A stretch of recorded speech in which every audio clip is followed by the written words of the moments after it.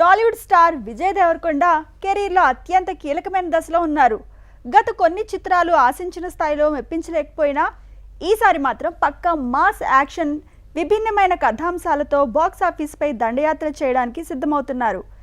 విజయ్ లైనప్లో ఉన్న 3 భారీ ప్రాజెక్టులు మళ్ళీ సక్సెస్ ట్రాక్ ఎక్కించడమే కాకుండా పాన్ ఇండియా స్థాయిలో విజయ్ ఇమేజ్ను మరింత పెంచుతాయని విశ్లేషకులు అంచనా వేస్తున్నారు.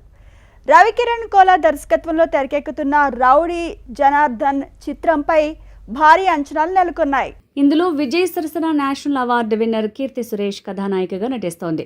పక్కా మాస్ ఎంటర్టైనర్గా తెరకెక్కుతున్న ఈ సినిమా 2026 డిసెంబర్లో క్రిస్మస్ కానుకగా విడుదల కానుంది. ఇందులో విజయ్ పాత రౌడీ ఇమేజ్కి సరికొత్త మాస్ హంగులు జోడించి జనార్దన్గా అలరించబోతున్నారు. అలాగే మరో క్రేజీ ప్రాజెక్ట్ రణబాలి, టాక్సీవాలా వంటి హిట్ అందించిన రాహుల్ సాంక్రత్యన్ దర్శకత్వంలో ఈ పీరియాడిక్ వార్ మూవీ తెరకెక్కుతోంది. గీతా గోవిందం, డియర్ కామ్రేడ్ తర్వాత విజయ్, రష్మిక మందన్న జంట మళ్ళీ ఈ సినిమాతో అలరించబోతున్నారు. ఈ చిత్రంలో హాలీవుడ్ నటుడు ఆర్నాల్డ్ వోస్లు నటించడంతో సినిమాకి గ్లోబల్ అపియరెన్స్ దక్కుతోంది. ఇటీవలే అఫీషియల్ అనౌన్స్మెంట్ వచ్చిన మరో ఆసక్తికరమైన ప్రాజెక్ట్ శౌర్య దర్శకత్వంలో ఉండబోతోంది. హాయ్ నాన్న వంటి ఎమోషనల్ హిట్తో మెప్పించిన శౌర్య ఈసారి విజయ్తో మైథలాజికల్ టచ్ ఉన్న గ్లోబల్ యాక్షన్ థ్రిల్లర్ని ప్లాన్ చేశారు.